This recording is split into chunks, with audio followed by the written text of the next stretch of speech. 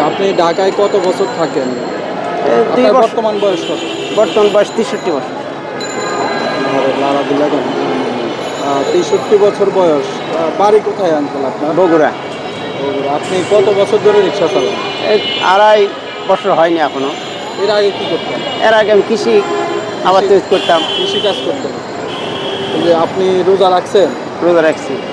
আচ্ছা, আপনার 63 বছর বয়স, আপনি অনেক পরিশ্রমের কাজ করেন, রিক্সা চালান। এই যে রিক্সা চালিয়েও আপনি রোজা রাখলেন, এটা অনেকে রোজা রাখে না, কিন্তু না। রাখে না। এটা কিভাবে দেখেন বলেন তো? আমি তাদের জন্য কি বলবেন যারা রাখে না?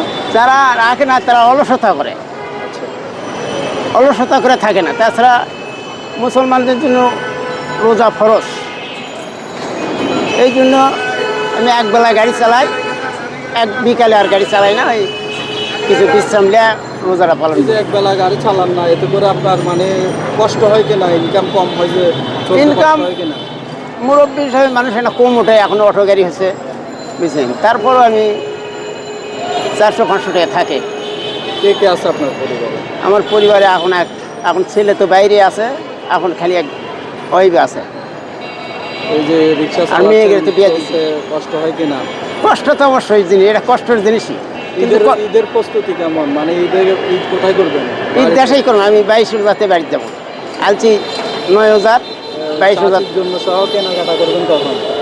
কেনাকাটা আমি 23 তারিখে লাথি লিটকু আছে আর কি, কেনাকাটা করে দেবো। এই জন্য আলছি টাকা পয়সার একটু শর্ট, এই জন্য আলছি।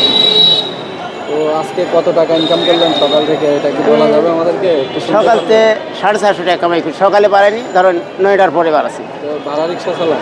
হ্যাঁ, ভাড়া রিক্সা 450 টাকা কামাই করছি।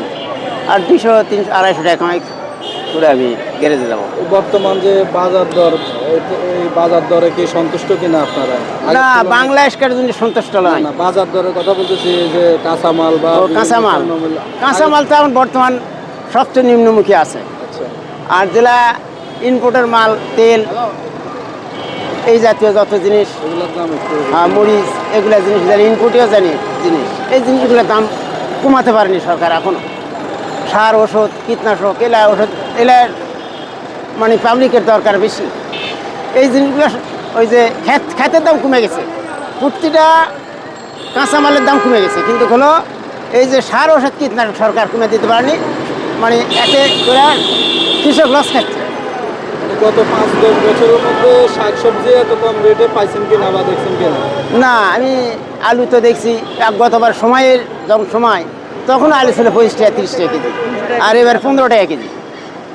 এবার 15 টাকা কেজি, এবার মোটামুটি সবকিছু দাম কম। আছে। কিন্তু এতে কৃষক লস খাচ্ছে। কৃষকের আলু 600 টাকা মন খেতে পড়ে গেছে। আমিও একজন কৃষক, আবার খেত কৃষকের করছি। জন্য কি করা উচিত? কৃষকের জন্য সার, ওষুধ, কীটনাশক এগুলো জিনিসের দাম কমে দেওয়া উচিত সরকারও। তারপর যে ভর্তুকিটা যায় জিপ চালত, এই ভর্তুকি পাবলিক পায় না, পায় হলো ওই জিপ চালারা পায়। আপনি তো আগে কৃষক ছিলেন, আপনি কৃষিকাজ ছেড়ে দিলেন কেন? না, কৃষি ছেড়ে দিই না, এখনো কম বেশি আমি করি, বুঝছেন। এখনো কম বেশি আমার মাঠের জমি অল্প কিছু আছে, তার সাথে কিছু নিয়ে আমি খেত কামার করি, কিন্তু তাতে বোঝা আছে এবার কালু লস হবে। আচ্ছা, নিজের জন্য বাজেট কত আছে আপনার? হ্যাঁ, নিজের জন্য বাজেট কত আছে? নিজের জন্য বাজেট আমার আছে, ধরেন নিজের বাড়ি লাঠি বিক্রি সব মিলা 10,000 টাকা খরচা হবে। এই 10,000 টাকা দিয়ে মোটামুটি আপনারা সবাই ঈদ করবেন? হ্যাঁ, ঈদ করতে পারবো। আপনার ছেলে মেয়ে কয়জন? এক ছেলে 2 মেয়ে। আচ্ছা, ছেলে কি?